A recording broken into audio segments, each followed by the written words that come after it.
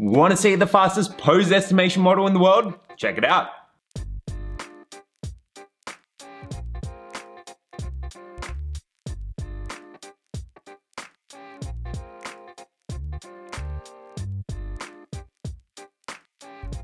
What's happening, guys? My name's Nicholas Renault, and in this video we're going to be taking a look at MoveNet. So one of the amazing things about this model is it's actually ridiculously fast, which means it's perfect for real-time fitness applications, or if you're building models which require ridiculously fast pose estimation, particularly if you're running on a small device or if you're running on a laptop which doesn't have a GPU. This model is perfect. Let's take a deeper look as to what we'll be going through.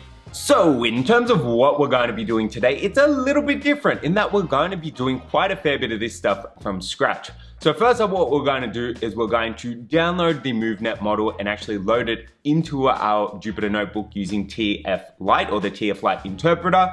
And then what we're actually going to do is build up the rendering functions from scratch. So we'll actually be able to draw the landmarks, so specifically the key points, as well as the connections for each one of these different components for MoveNet. So you'll actually see how the rendering actually works. Let's take a look as to how this is all going to fit together. So first up, what we're going to do is we're going to download and install the MoveNet model. So this is just going to make it super easy for us to leverage that pre-built model. And again, there's a whole bunch of applications for this. So say, for example, you wanted to build a real-time action detection app, or if you wanted to build something which helps you detect or evaluate different poses during exercise. This is the perfect model for that, particularly because it's so fast, right? You could run it on a laptop, say, for example, a MacBook without a GPU, and it's still going to be reasonably quick. And we'll take a look at the model card, which actually gives you some of that information in a sec as well. So once we've installed it, we're going to make detections with our webcam as per usual. And then what we're actually going to do is we're going to write up our rendering functions to be able to render these detections from scratch. Ready to do it? Let's get to it.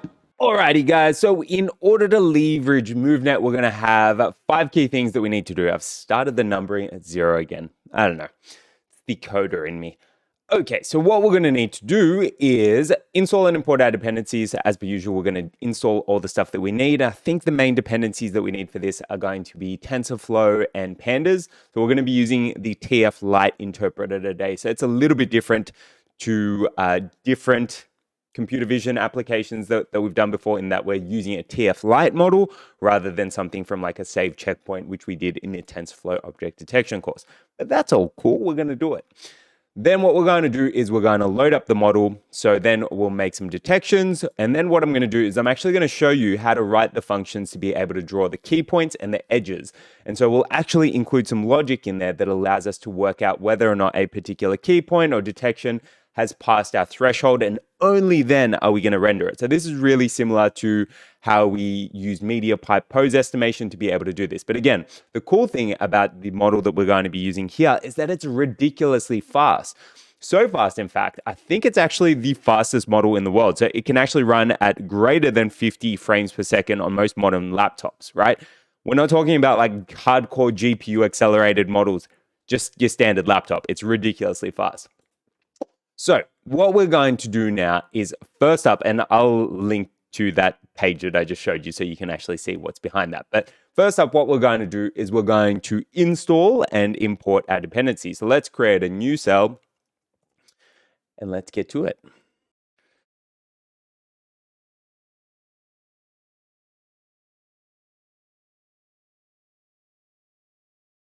Alrighty, so those are our dependencies now installed. So we've gone and installed, looks like we should probably install update pip, but that's fine.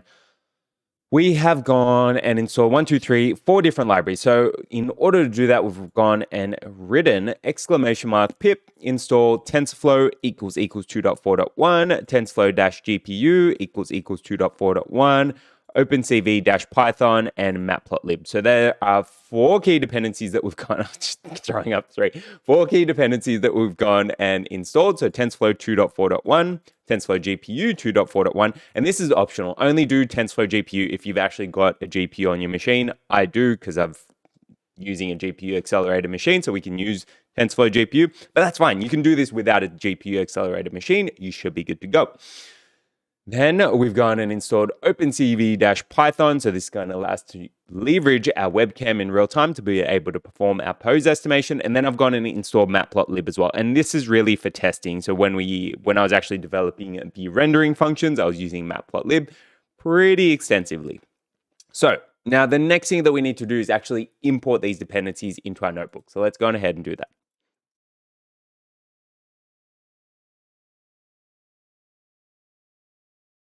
Okay, those are our key dependencies and now imported. So I've gone and written 4 different lines of code there. So first up, what we've gone and done is imported TensorFlow. So I've written import TensorFlow as TF. And so TensorFlow is going to be our core dependency in this, particularly when it comes to making detections with our MoveNet model. And we're specifically going to be using a model called MoveNet Lightning, which is the fastest MoveNet version there is.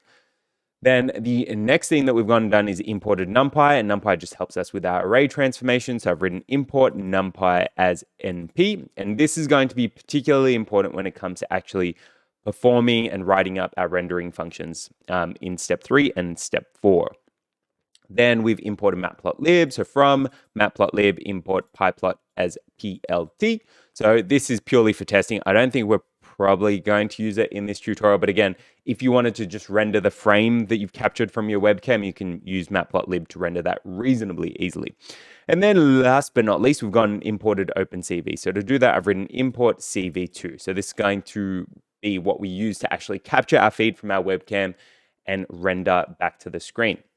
Cool. So those are our dependencies installed and imported. Now, the next thing that we need to do is actually go on ahead and load our model. Now, in order to load our model, what we actually need to do is download our model first up. So now the cool thing about this is that you can actually get the MoveNet model that we're going to be using from the TensorFlow Hub. So there's a whole bunch of different things that you can access from TensorFlow Hub, and one of those just happens to be the MoveNet model that we're going to be using. Now, there's a whole bunch of information on this model, so you can actually read through and see how to actually use this. And it actually gives you a bunch of information as to how to actually go and render images and actually use the model as well. Now, what I particularly like is, and so right now I'm on the TFLite interpretation of the model, but you could also use the TF2 saved model. So this is pretty similar to how we actually went and built up the TensorFlow object detection models. So it's in a similar format to that. There's a TensorFlow JS version, and there's also a TFLite version. Now, the cool thing about this, and again, I'll include a link to this in the description below, so you can take a look at this as well. But there's this model card here, right?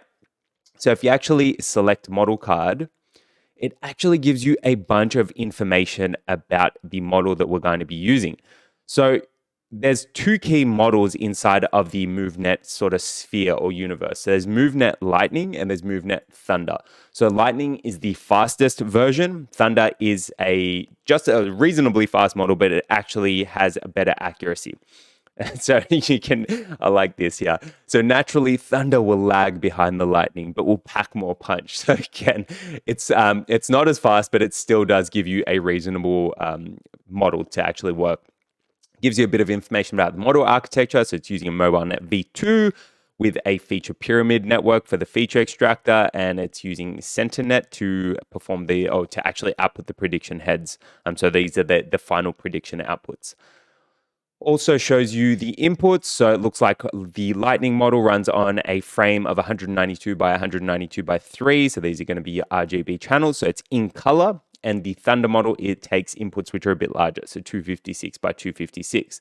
Now the output that we're going to get out of this is in the shape 1, 1, 17, 3. So the 17 being the 17 different key points for our body, and the 3 being the X coordinate, I believe the Y coordinate, X coordinate, and then the confidence interval or the confidence metric. So we're actually going to be using all 3 of those. So we'll use the Y metric and the X metric to actually go on ahead and draw our key point. And then we'll actually use the confidence metric to determine whether or not it's past our threshold that we want to go on ahead and use. Also gives you a little bit of information about the intended use cases and the primary users, gives you some evaluation data, and it also gives you some metrics as to how it actually performs. So it gives you information about the Lightning model and the Thunder model. So a whole bunch of information that you can go and take a look at. So all of this is available at tfhub.dev/Google/light-model /MoveNet /single pose /lightning /3. But again, I'll have this link available in the description below. So if you want to go on ahead and pick this up, you can definitely do that. Now, enough talking. Let's actually go on ahead and download this model. So it's reasonably straightforward. All you need to do is go on over to this side and hit download. And it's going to download your TFLite model. So you can see it already downloaded there. It's reasonably small, which is nice.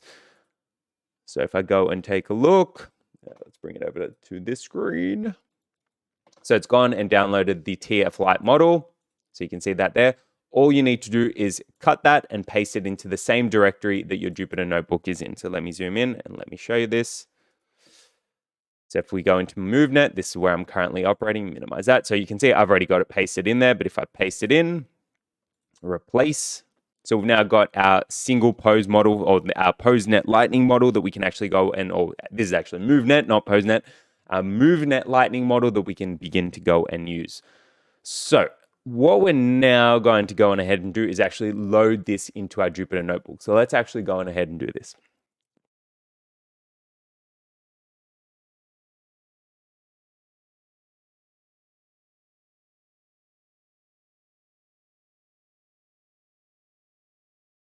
Okay, that is our model now loaded. So I've gone and written 2 lines of code there. So first up, what we're doing is we're actually loading up our model. And then what we're doing is we're allocating the tensors to that interpreter. So let's actually take a step back and see what we've actually got and written here. So first up, what I've gone and done is created a new variable called interpreter. And think of this as the operator that's actually going to work with our TFLite model. So the interpreter is actually going to allow us to make detection. So it's effectively our model in this particular case.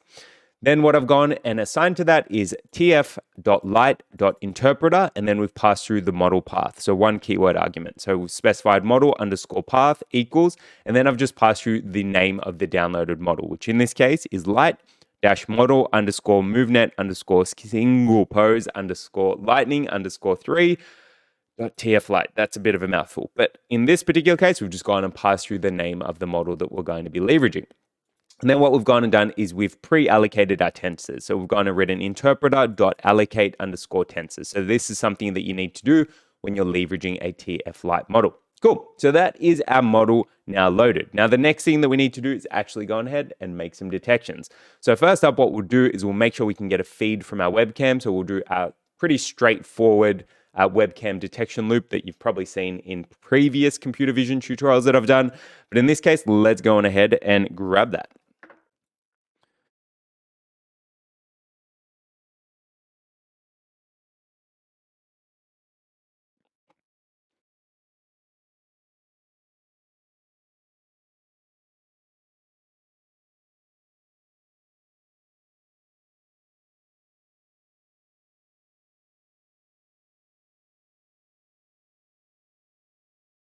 Okay, that is our initial detection loop now done.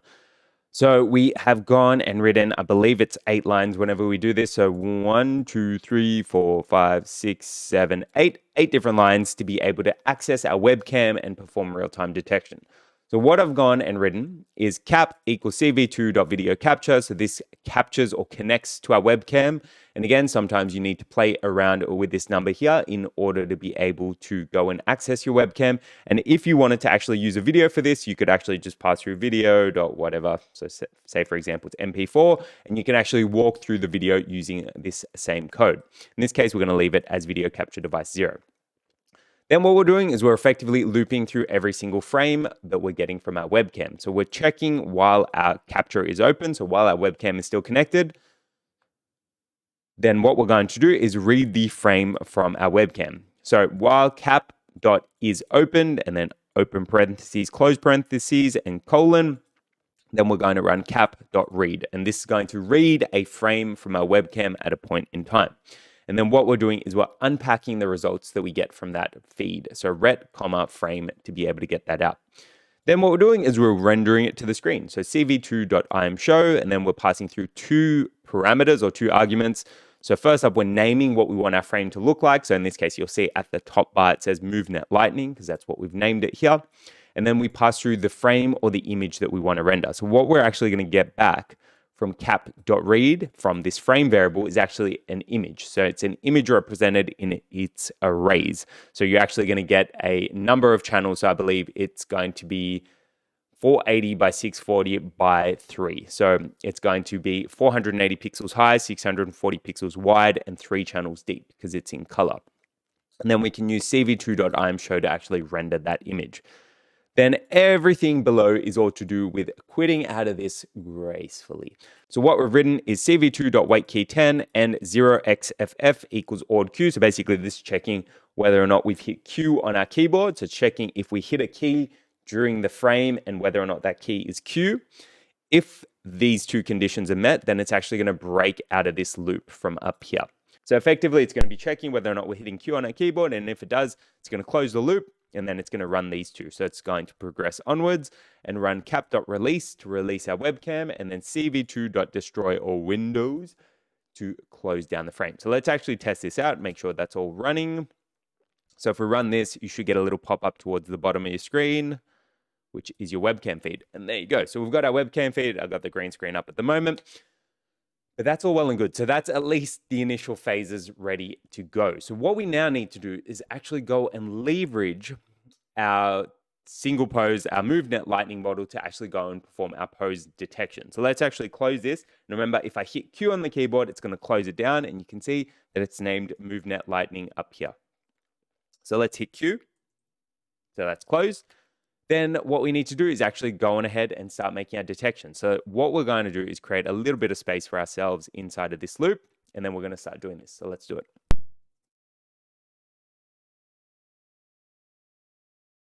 So there's going to be 3 key things that we need to do inside of our detection loop. So first up, what we need to do is reshape our image, because remember, our PoseNet model is going to be, or our MoveNet model is going to be expecting an input with the size of 192 by 192 by 3. So you can see that there.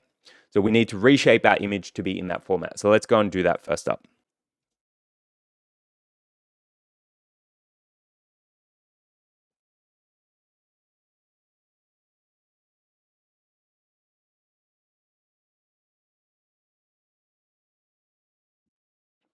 Okay, that is our image reshaped. So we've gone and done a couple of things there. So first up, what we've gone and done is we've gone and copied our image. So let's actually take a look at how this works. So if I type in, so right now, remember when we go and run our loop, we're going to be able to access our last frame from that detection. So if I actually type in matplotlib or plot.imshow, and if we pass through our frame, you can see that this is our last frame. Now, what we're going to do is in these 3 lines, first up, we're going to copy our frame. Let me add a new cell up here. So we're going to run image equals frame.copy. So this is going to copy our image. And if we go and pass this to our matplotlib function, you can see exact same image there. Then what we're going to do is we're going to resize our image. So to do that, what we're going to do is we're going to write tf.image.resize_with_pad.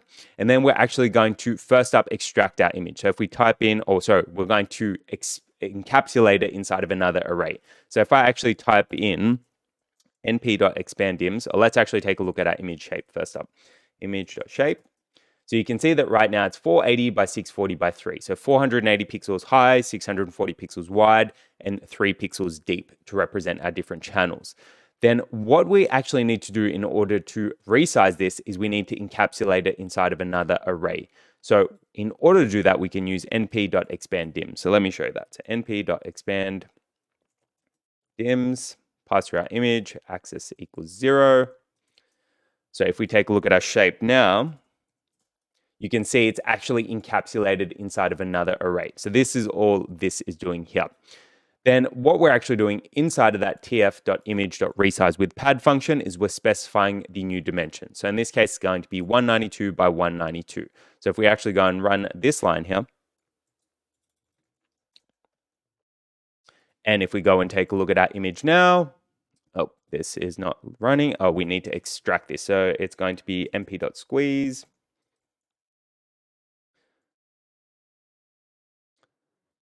What have we done? So so this is now a tensor. So in this particular case, we need to go and convert it back to a to an integer. So let's actually go and change this. So if I go and cast it,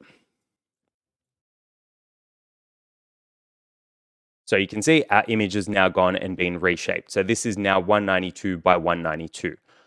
Now, what we now need to do is go and set up our input and output. Let's actually take a look at that last line there to actually go and cast it.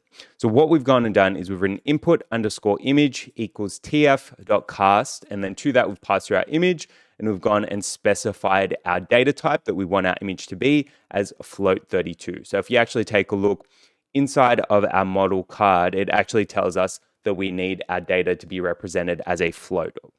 So in this particular case, that's exactly what we've gone and done here.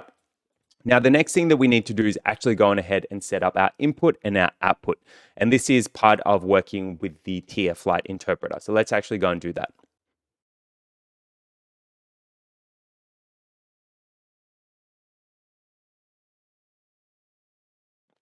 Okay, so that is our input and our output details. So this is effectively just going and getting our input and output details from our TFLite interpreter. So let's actually take a look at that. So get input details.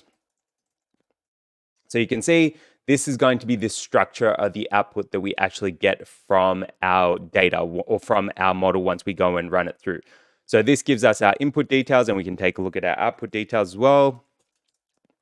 You can see we're going to get back an array in the shape of 1, 1, 17, 3. Cool. Now, the last thing that we need to do is actually go on ahead and make some predictions. So let's go on ahead and do that.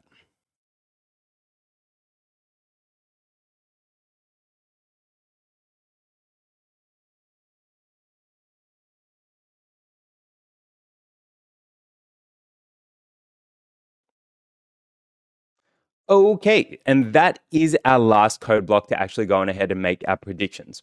So what we're actually doing is we're setting our input details equal to our input image.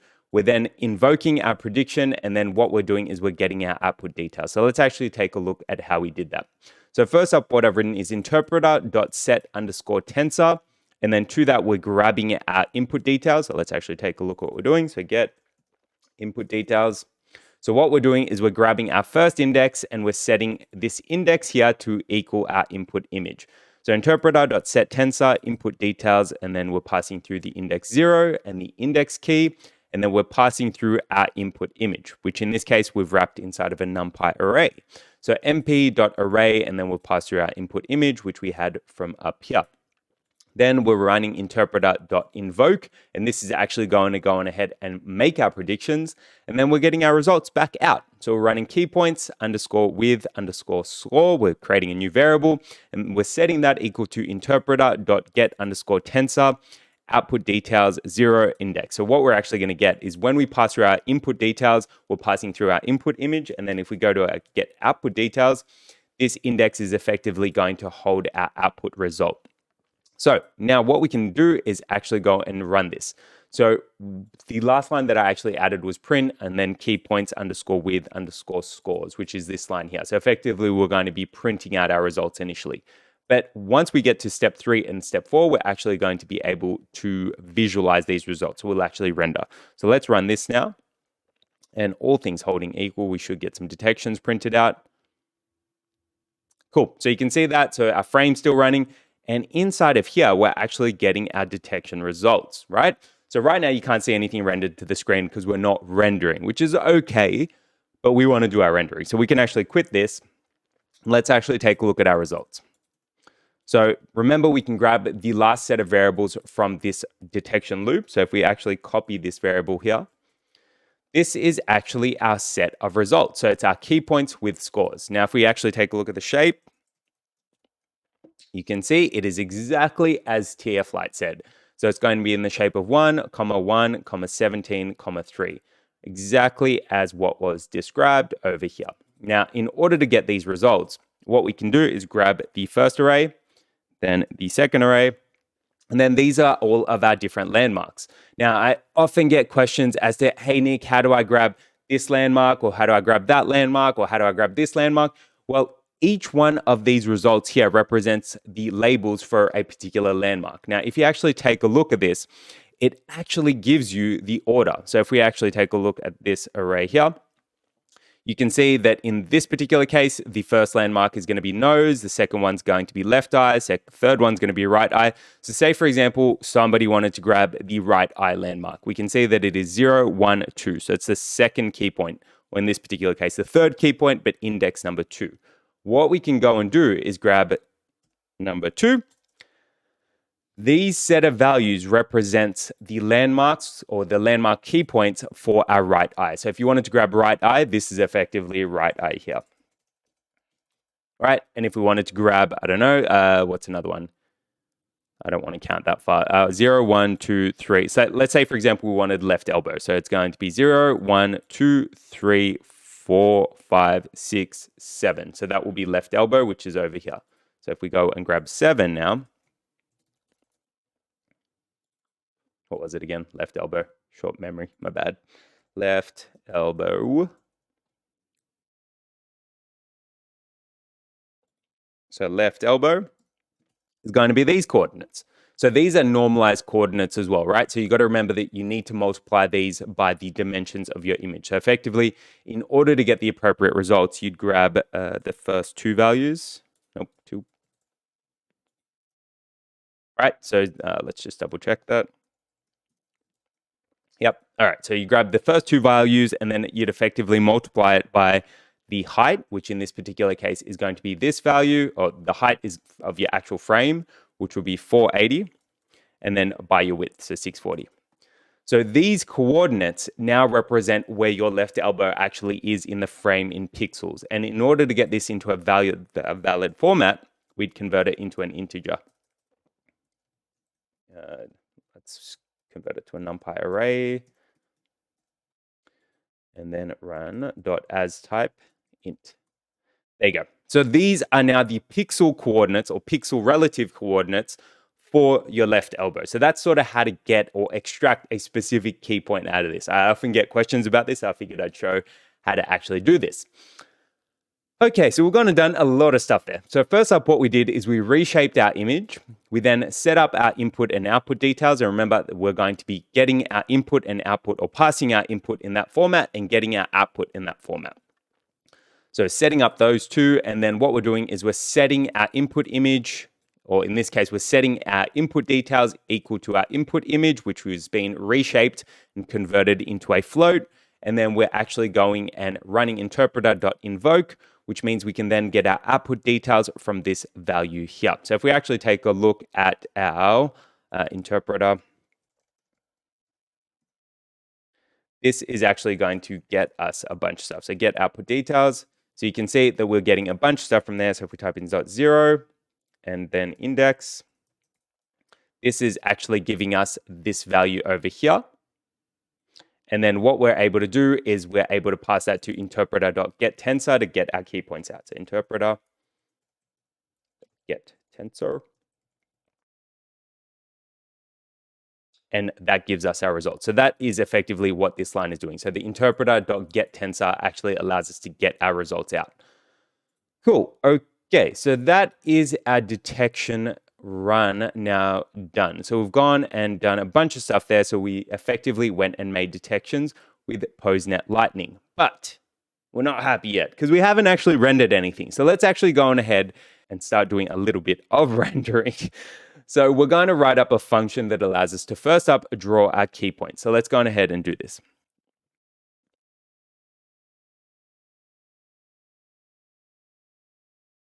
So our first function that we're going to be drawing inside of step 3 is draw key point. Actually, let's call it draw key points.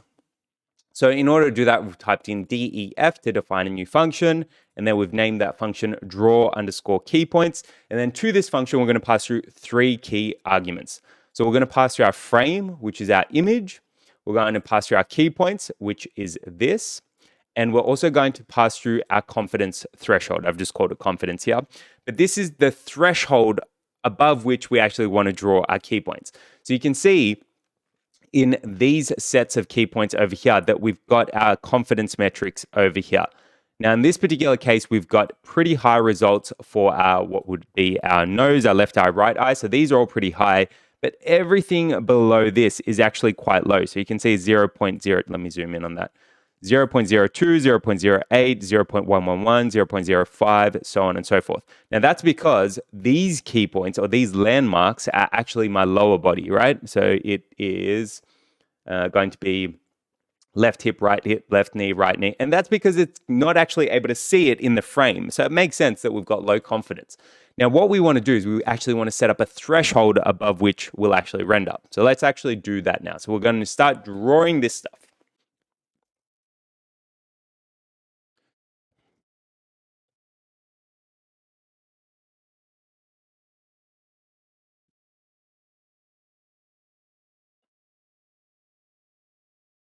Okay, so that is the first part of our key point rendering function. So first up, what we're doing is we're extracting the shape of our frame. So I've written y, x, z equals frame.shape. This should actually be C, it's not Z. So what we're actually doing there is we're grabbing the y coordinates, the x coordinates, and then the channel coordinates. So in this particular case, C is going to be 3. This should actually be 1 over here. I don't know what I'm doing there. So what I've gone and then written is I've gone and effectively done this over here. So first up, what we're doing is we're grabbing our key points and we're multiplying it by our frame shape. So key points or np.multiply. And then we've first passed through our key points, and then we've gone and specified what we want to multiply by. So in this particular case, y, x, and then 1. So remember, we're going to have our confidence metric here as well. So we don't want to transform that. So we're just going to multiply by 1 for now. And then what we're doing is we're typing np.squeeze. So np.squeeze just makes it easier to extract the key array. So if I type in np.squeeze here, you can see it gets you the final array. So you don't need to type 0.0. And so on and so forth to actually get that value. So what we're actually going to get out of this is a shaped array which has had its coordinates converted. So if we actually take a look, let's actually do it on this. So it'll be like doing np.multiply on that. And then if I pass through comma, what is it? 480 by 640 by 1.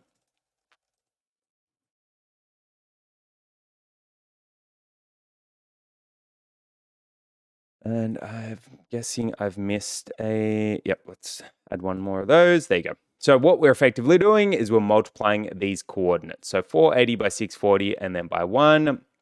And so effectively, if we go and grab one of these values now, you can see that we're getting our coordinates. Now we still need to go and convert these into integers. So we could actually type in .asTypeInt. But the reason that we're not going to do that is because we don't want our final value to be an integer. We want our confidence metric to still remain a float so that we've got a value between 0 and 1. So we're not going to perform this transformation. We'll do it in a second when it actually comes to rendering. Okay, so let's go on ahead and finish this draw key points function.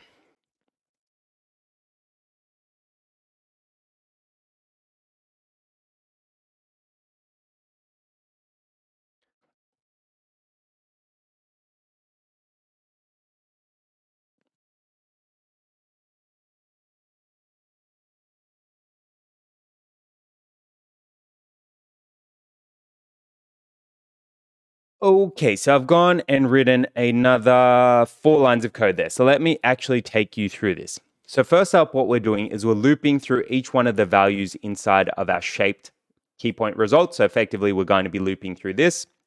So let me show you that. Let's actually set this equal to shaped. So shaped. So we're going to loop through each one of those values. So for kp in shaped, what we're then doing is we're extracting the y coordinate, the x coordinate, and then the confidence coordinate. So ky, kx, kpconf, and then we're unpacking it from our key point value. So if we actually go and print those now, so ky, kx, kpconf, what we're doing is we're extracting our our y coordinate, our x coordinate, and then our confidence metric, because we're going to need these to actually go on ahead and render. Then the next line that we've actually gone written is if our confidence metric for that particular key point, so this value here, is greater than our confidence threshold, we should actually call this confidence threshold. So if this confidence metric is greater than our confidence threshold, then what we're going to go ahead and do is draw a circle that represents that coordinate on our frame. So in order to draw the circle, I've written cv2.circle. We then pass through our frame, and then we pass through the coordinates for that key point. And so in order to specify that coordinate, we're passing through our x coordinate or our kx coordinate from up here, our ky coordinate from up here, and we're wrapping them inside of integers, right? So what we're actually effectively doing is we're doing this. So we're typing int, and you can see now that we've now gone and converted those raw normalized coordinates into coordinates that are relevant for our particular frame. So that's effectively what we're doing here. And then we're passing through how big we want our circles to be, what color that we want them to be. So in this particular case, it's going to be BGR, so they should be green. And then we're specifying how thick we want our line for our circle to be. So in this case, if you pass through -1, it actually fills in the circle with that color. So that is our key point function now done. So let's actually go on ahead and run this or apply this to our loop now. So if we go to our loop and if we plug it in just below our make prediction section, so this is going to be our, our rendering section. And what do we need to draw on? So we're going to draw on our frame. So we're going to draw on our frame, so we'll leave that the same. We're then going to pass through these key points with score functions or score variable, and then we need to specify a confidence threshold. So let's set it to, how did these look? Let's set it to 0.2 to begin with. We could set it a bit higher. Let's set it to 0.4. Right, so effectively, when we go and run this now, we're going to be drawing our landmarks or our key points onto our existing frame. And then what you'll actually see is that returned over here. So when we actually go and render it to the screen or render it inside of that cv2.imshow method. So let's go ahead and run this. And we've gone and we need to remove that colon. Don't need that. Let's do it. So again, you should get the little pop-up. And there you go. So we've got our coordinates. So you can see the coordinates on my arms, and it's very, very quick. So you can see I'm like moving my arms hella fast, and it's maintaining those coordinates. This is the amazing thing about MoveNet Lightning, right? All right, but right now, I'm still not happy with this. I want to actually, and it's a little bit above my shoulders, I want to actually go on ahead and draw the connections. So let's go on ahead and finish this up, and then we'll see the final results. So we're going to do or perform a similar form of looping, or we're going to write up a similar function for our edge detection or our edge drawing or rendering function. God, that was difficult to get out. We're going to draw or write up a similar function to draw our edges under step 4. So let's go on ahead and do this.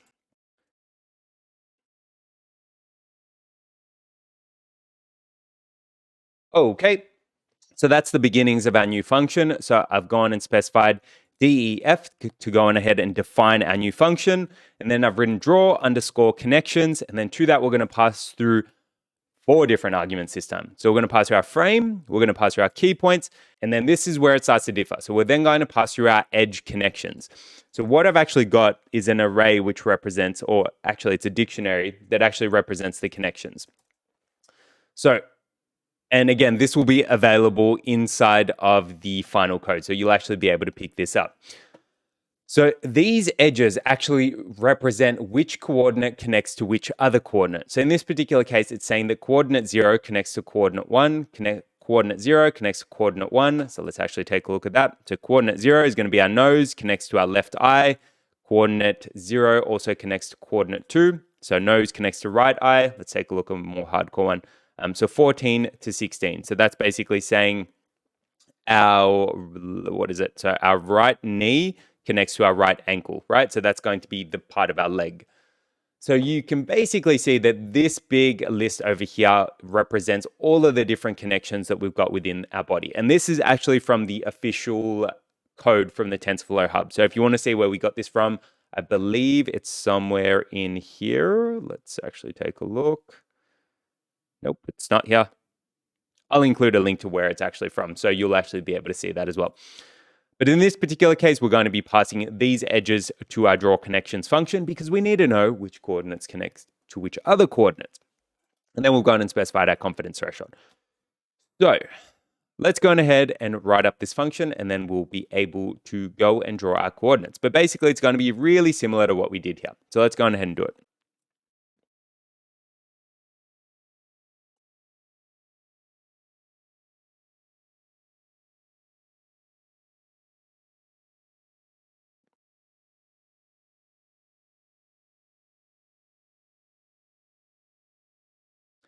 Okay, before I get any further, let's actually take a little break there and see what we've gone and done. So first up, what I've gone and written are these two lines, and these are just copied direct from our draw keypoints function. So remember, they're just going and grabbing our frame coordinates, and we're going and applying those transformations to our keypoints with results, which is effectively going to be this thing over here. So keypoints with scores.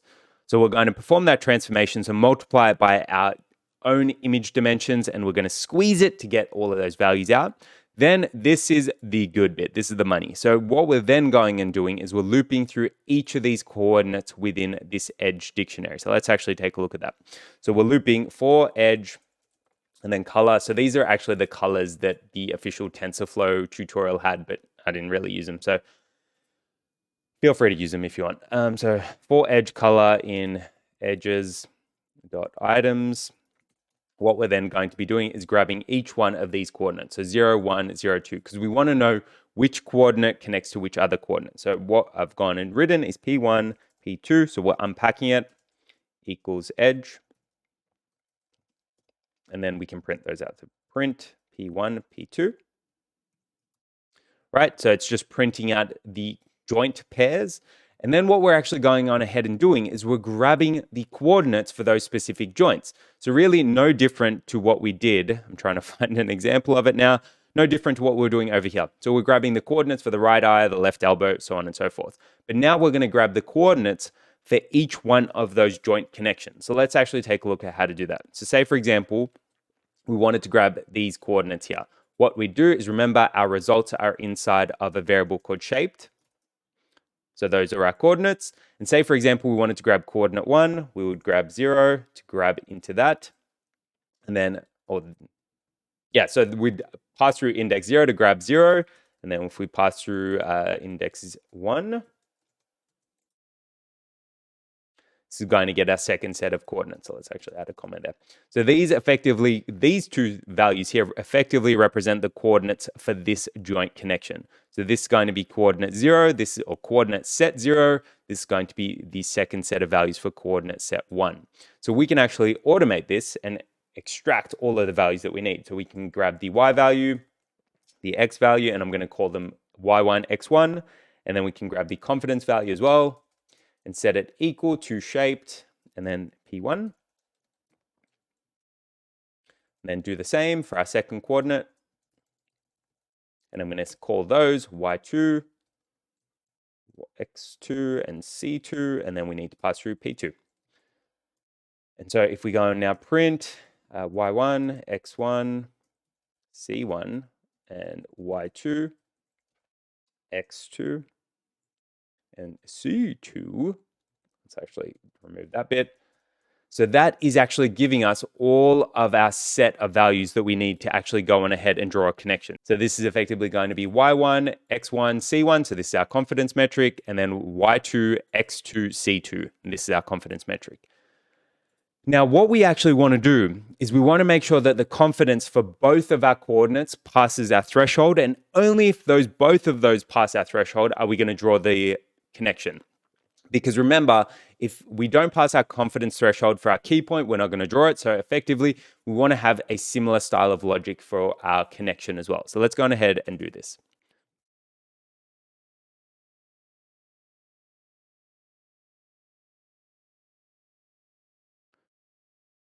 Alrighty, so then what we're effectively going to do is perform that check. So I've written if, and then inside of parentheses, if C1 is greater than the confidence threshold. So remember, C1 is going to be our confidence metric for the first coordinate, or for the first landmark in our connection.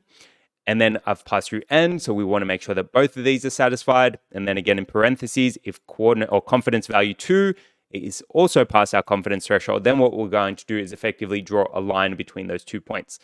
So then all we need to do is write that line rendering function. So let's do that.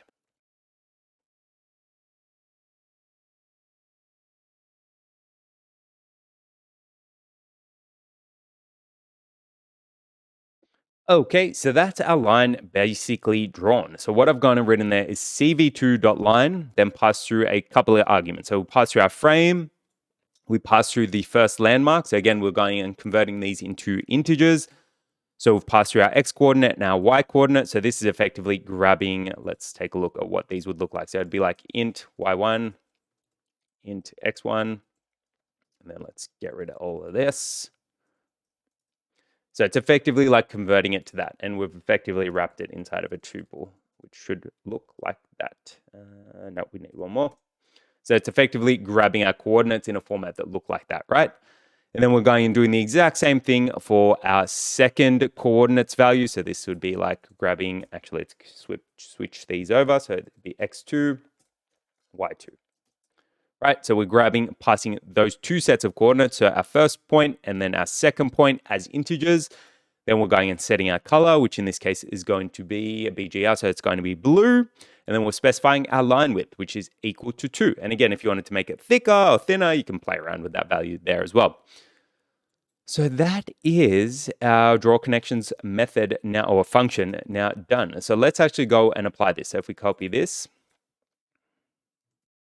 and we're going to put this above our draw key points function because we want to draw this first and then draw our key points on top of it. So then what we need to do is get rid of that colon, pass through our key points with scores to here, and then we need to set this equal to edges, which is this dictionary over here. And then our confidence threshold, we're going to set that the same as well. So we'll set that equal to 0.4. So if we run this now, we should have our connections being drawn and our key points being drawn. So let's actually go and run it. Let's see. All things holding equal, we should be good. Okay, so we had a little pop-up and it closed, but that's fine. If that happens, just go and run the cell again.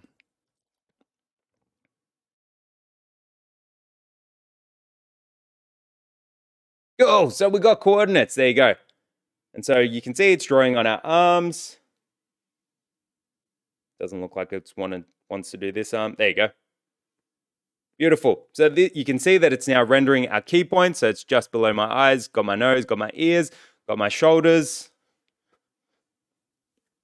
You can see it's super quick, right? So this is really, really fast. And right now it's only doing my upper body because it's only got my upper body coordinates in frame. But if I take down the green screen and step back, you'll actually see all of the coordinates rendered. So let's try it.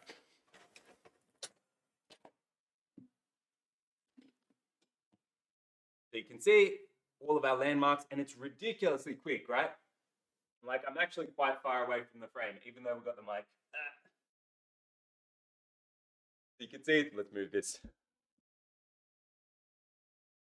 I can't actually see the screen now, but you can see it's ridiculously quick. Like I'm moving my arm super fast and it's able to track each one of those coordinates.